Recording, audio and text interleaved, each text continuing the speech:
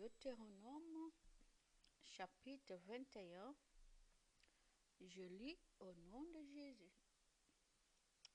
Cas d'un assassin inconnu. Moïse dit: supposons ceci, vous êtes dans le pays que le Seigneur votre Dieu vous donnera en partage. Quelqu'un trouve dans la campagne le corps d'un homme assassiné et personne ne sait qui l'a tué. Alors, vos anciens et vos juges iront mesurer la distance entre l'endroit où l'homme se trouve et les villes voisines. Ils verront quelle est la ville la plus proche. Les anciens de cette ville prendront alors une jeune vache qui n'a jamais travaillé en portant le joug.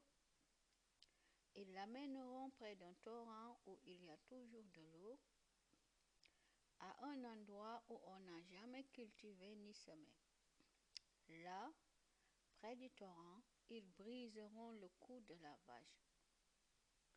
À ce moment-là, les prêtres de la tribu de Lévi s'avanceront. Le Seigneur votre Dieu les a choisis pour le servir et pour dire la bénédiction en son nom. Ce sont eux qui doivent régler toutes les disputes et les affaires de coups et blessures. Tous les anciens de la ville qui se sont approchés du mort se laveront les mains dans le torrent au-dessus de la vache à qui on a brisé le cou. Ils diront: ce n'est pas nous qui avons tué cet homme, et nous n'avons pas vu ce qui s'est passé. Nous n'avons pas vu ce qui s'est passé. Seigneur, pardonne au peuple que tu as libéré. Ne tiens pas Israël pour responsable de la mort d'un innocent. Alors, le Seigneur leur pardonnera ce crime. Ainsi, vous ferez ce qui est droit aux yeux du Seigneur. Vous ne serez donc pas tenus pour responsables de la mort d'un innocent. Cas de mariage avec une prisonnière de guerre. Moïse dit: supposons ceci. Vous partez pour combattre vos ennemis. Le Seigneur votre Dieu les livre en votre pouvoir, et vous faites des prisonniers. L'un de vous voit parmi eux une jolie femme.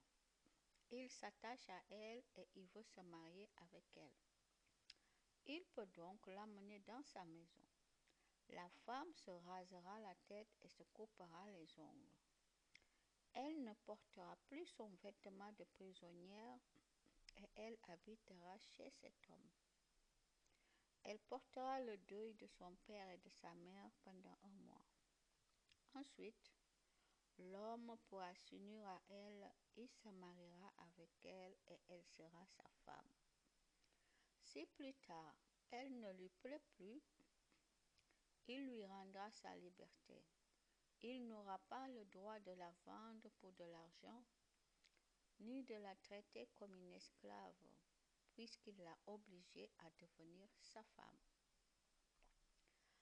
Règle pour vivre les droits du fils aîné. Moïse dit: supposons ceci. Un homme a 2 femmes. Il aime l'une, mais il n'aime pas l'autre. Chaque femme lui donne un fils, mais l'aîné est le fils de la femme qu'il n'aime pas. Le jour où il va donner ses biens en partage à ses fils, il n'a pas le droit de donner la part de l'aîné au fils de sa femme préférée. Il ferait du tort à l'aîné, qui a pour mère la femme qu'il n'aime pas. Au contraire, il doit reconnaître une chose. Le fils de la femme qu'il n'aime pas est l'aîné. Il doit lui donner une double part de tous ses biens.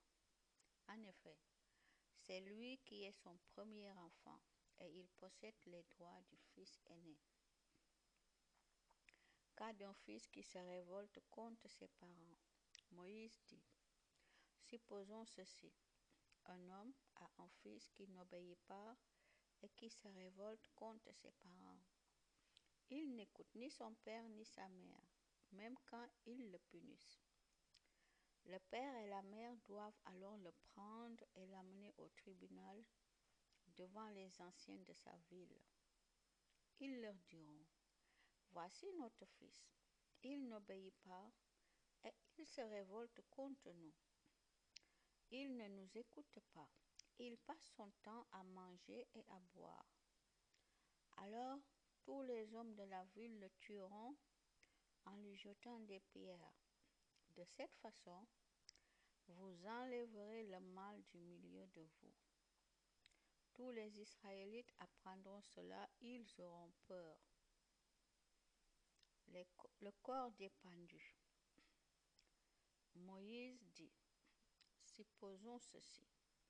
Un homme a été condamné à mort pour une faute très grave. Vous le faites mourir et ensuite vous pendez son corps à un arbre. Dans ce cas, son corps ne devra pas rester sur l'arbre pendant la nuit. Vous devez l'enterrer le jour même. En effet, un homme pendu à un arbre attire la malédiction de Dieu.